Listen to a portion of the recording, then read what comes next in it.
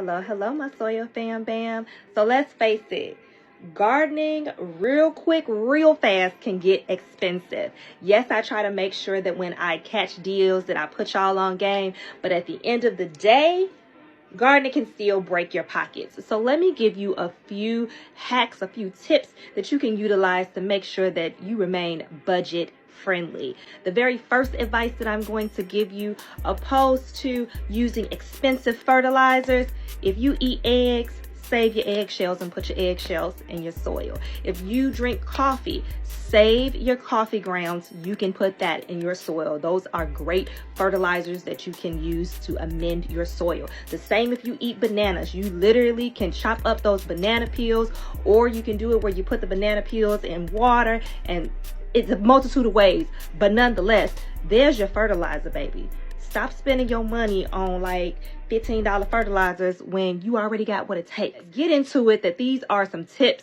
and some tricks that you can utilize so you are not breaking your pockets while starting this great gardening journey. All right. Hope this was helpful to you. Happy growing, my loves.